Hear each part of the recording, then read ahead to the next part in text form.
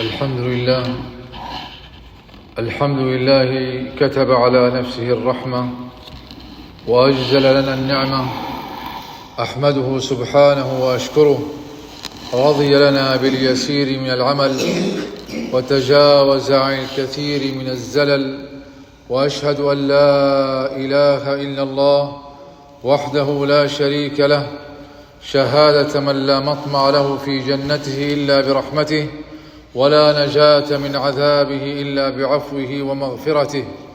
وأشهد أن سيدنا ونبينا وحبيبنا محمدًا عبد الله ورسوله، قدوة العاملين ورحمة الله للعالمين، صلى الله وسلم وبارك عليه وعلى آله وأصحابه أجمعين والتابعين ومن تبعهم بإحسان إلى يوم الدين. أما بعد، فأوصيكم أيها الناس ونفسي بتقوى الله عز وجل، فاتقوا الله رحمكم الله.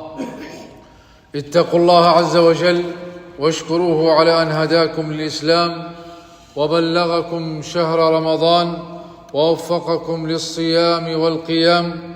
كنا بالأمس نستقبل شهر رمضان ونتباشر بقدومه، واليوم قد مضى أكثر من نصفه، فما زال يا عباد الله ما زال ميدان السباق سوقه قائمة، فاجتهدوا ما استطعتم في اعتاق رقابكم، فإن لله عز وجل عتقاء من النار في كل ليلة، وإنما توفون أجوركم يوم القيامة.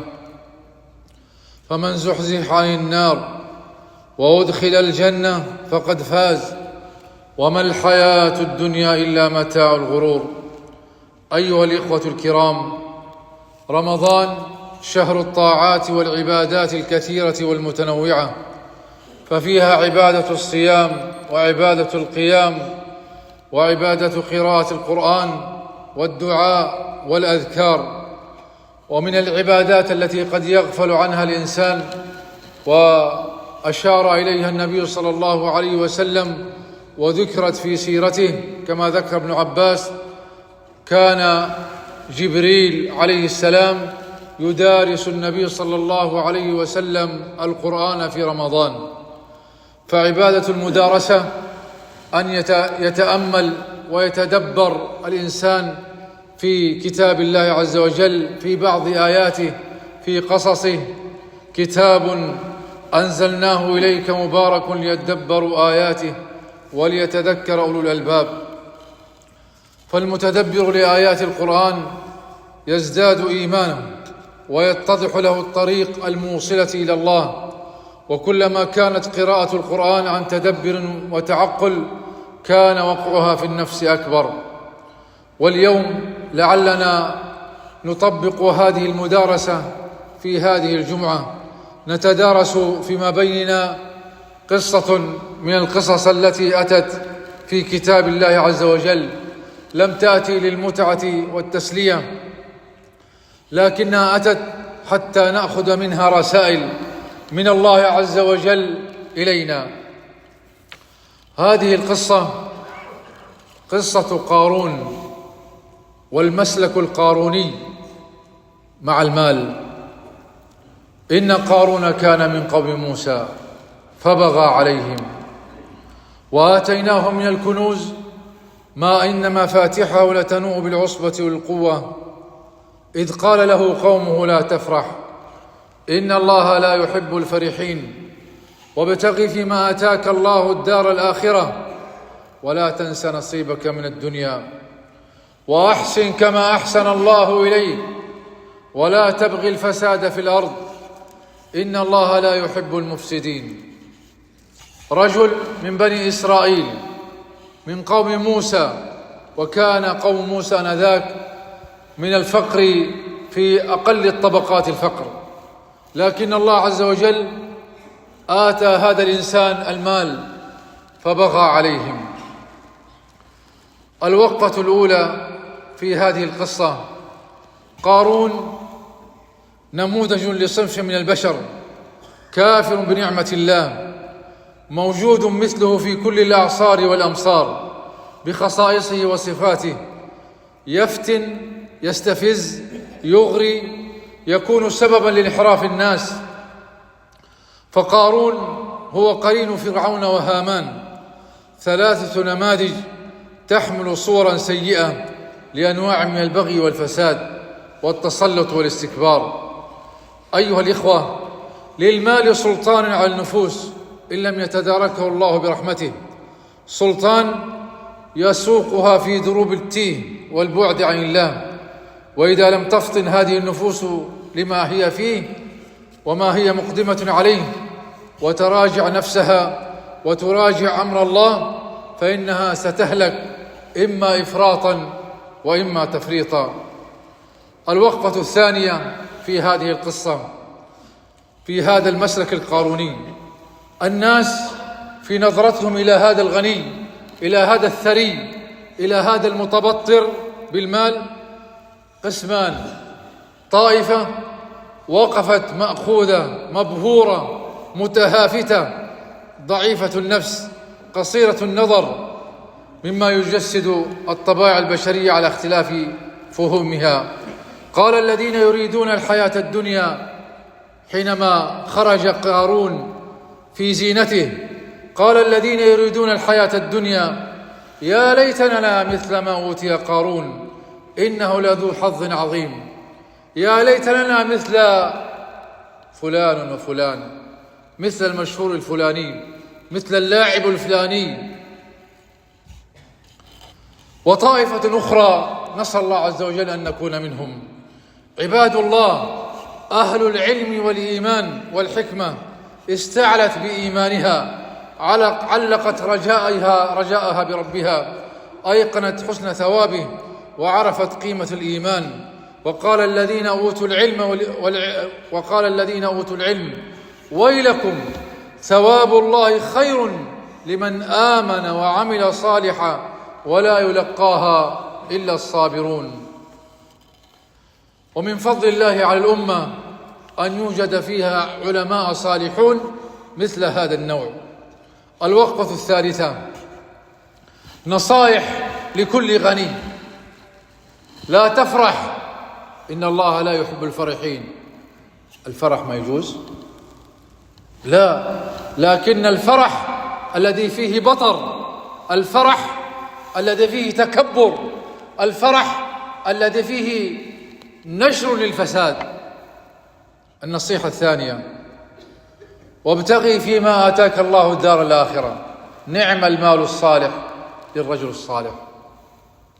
النصيحة الثالثة: لا تنس نصيبك من الدنيا، إنه إعمار الدنيا بالدين، فيعيش المرء عيشة متوازنة، فلا نصيبه من الدنيا ضايع ولا عرض الدنيا عن دينه شاغل.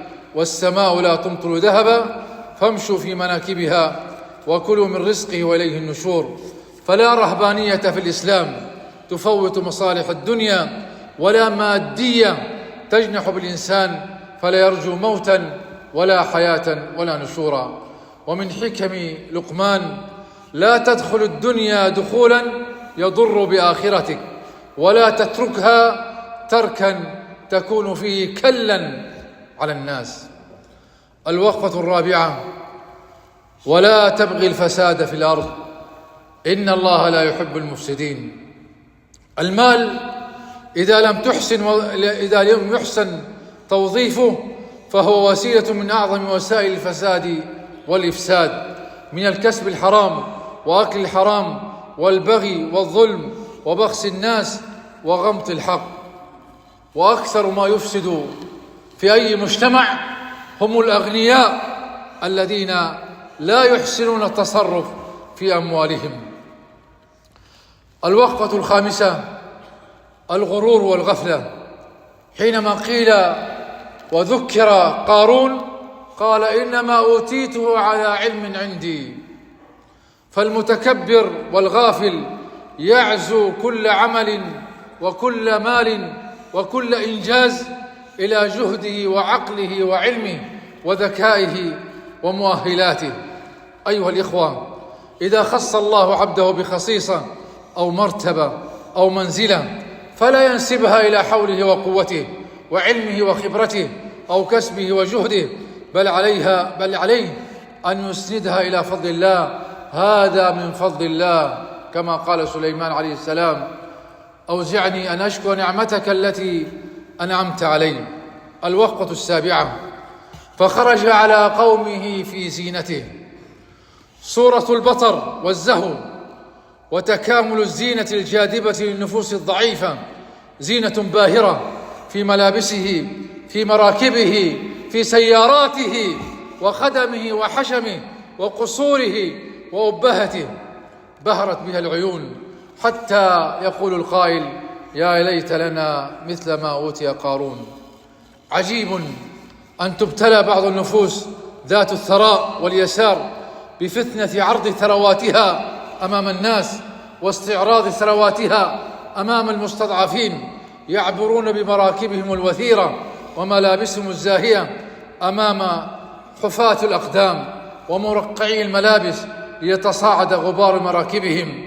وخصوصا أيها الإخوة في هذا العصر قد يشاهد الفقير في أدغال إفريقيا وفي الصومال وفي فلسطين في غزة يرى ثراء هذا الإنسان الذي يتبختر بثرائه. النتيجة: فخسفنا به وبداره الأرض. فحينما نزل سخط الله صمت ضجيج الطغيان، خمدت أنفاسه، سحت شخوصه، فخسفنا به وبداره الأرض. انشقت الأرض وابتلعته وابتلعت كنوزه وداره وقصوره وخزائنه، ولم ينصره أحد. هكذا تطوى صفحة هذا الضلال وتذهب معالمه من غير نصير ولا ظهير. وبعد، عباد الله، فالأغنياء في كل زمان ومكان يعيشون بواحد من قلبين: إما قلب قارون وطغيانه وبطره وغفلته، وإما بقلب سليمان عليه السلام: هذا من فضل ربي ليبلوني أشكر أم أكفر. أعوذ بالله السميع العليم من الشيطان الرجيم. فأما من أعطى واتقى وصدق بالحسنى فسنيسره اليسرى، وأما من بخل واستغنى وكذب بالحسنى فسنيسره العسرى، وما يغني عنه ماله إذا تردى. نفعني الله وإياكم بالقرآن العظيم وهدي محمد صلى الله عليه وسلم. وأقول قولي هذا وأستغفر الله لي ولكم ولسائر المسلمين من كل ذنب وخطيئة فاستغفروه إنه هو الغفور الرحيم.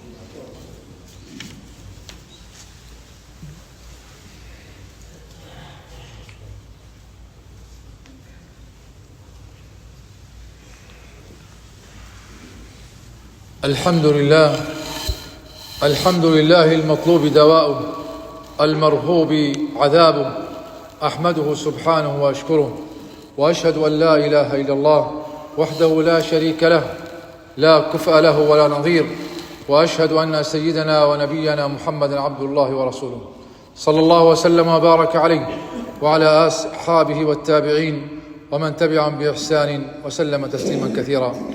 ألا فاتقوا الله عز وجل وأفقهوا وصايا الوحي، واعتبروا بدروس الحياة ورصيد التاريخ وعبر الزمان من قبل أن لا يستفيق ذو غفلة إلا من بعد أن ترتطم الرؤوس في الصخور ولا يلقاها إلا الصابرون. فقلما يصبر أمام جوارف الدنيا ومفاتنها. تلك الدار الآخرة ختمت هذه الآيات وختمت هذه القصة. تلك الدار الآخرة نجعلها للذين لا يريدون علوا في الأرض ولا فسادا والعاقبة للمتقين. فاجتهدوا عباد الله. ختمت بالمتقين، ونحن في شهر هو مدرسة المتقين. يا أيها الذين آمنوا كتب عليكم الصيام كما كتب على الذين من قبلكم لعلكم تتقون. فأين نحن من هذه التقوى بعد أن مر أكثر من نصف رمضان؟ رغم أنف امرئ أدرك رمضان ولم يغفر له، قل آمين، فقال النبي صلى الله عليه وسلم آمين، لأنه يستحق أن يضع أنفه في التراب، لأنه لا يفقه، لا يعقل أن هذا الشهر شهر المغفرة. من لم يدع قول الزور والعمل به فليس لله حاجة أن يضع طعامه وسرابه. بطل حرام في هذا الشهر، لعل الله عز وجل يرزقك ترك الحرام كل عمرك. من صام رمضان إيمانا واحتسابا غفر له. اللهم اجعلنا ممن صام هذه الأيام والأيام المقبلة إيمانا واحتسابا فتغفر له يا رب العالمين. وبلغنا ليلة القدر واجعل لنا فيها أكبر القدر يا رب العالمين. اللهم إنا نعوذ بك من شر قضاء السوء ومن شر كل شر أنت آخذ بناصيته. اللهم احرسنا بعينك التي لا تنام، واكنفنا بكنفك الذي لا يضام، واحفظنا بعزك الذي لا يضام. اللهم إنا نسألك العافية من كل بلية والشكر على العافية. اللهم أعز الإسلام والمسلمين وأذل الشرك والمشركين. اللهم عليك بأعدائك أعداء الدين الذين يصدون عن سبيلك ويحاربون أولياءك. اللهم عليك بهم فإنهم لا يعجزونك. اللهم عليك بمن نشر الفساد بين المسلمين. اللهم عليك بمن قتل المسلمين في كل مكان. اللهم عليك بهم فإنهم لا يعجزونك يا رب العالمين. اللهم ادفع عنا الغلا والوبا والربا والزنا والزلازل والمحن ما ظهر منها وما بطن، عن بلدنا هذا خاصة وعن بلاد المسلمين يا رب العالمين. اللهم وفق إمامنا خادم الحرمين لكل خير، وانصر به دينك واعل به كلمتك، ومتعه بالصحة والعافية على طاعتك. اللهم وفق ولي عهده الأمين وزده من فضلك، واستعمله في طاعتك، واصلح له البطانة يا رب العالمين. ربنا آتنا في الدنيا حسنة وفي الآخرة حسنة وقنا عذاب النار. اللهم اغفر للمسلمين والمسلمات والمؤمنين والمؤمنات الأحياء منهم والأموات. اللهم أصلح لنا ديننا الذي هو عصمة أمرنا، وأصلح لنا دنيانا التي فيها معاشنا، وأصلح لنا آخرتنا التي إليها معادنا، واجعل الحياة زيادة لنا في كل خير، والموت راحة لنا من كل شر. اللهم زينا بزينة الإيمان واجعلنا هداة مهتدين. وصل الله وسلم وبارك على نبينا محمد وعلى آله وأصحابه أجمعين، والحمد لله رب العالمين.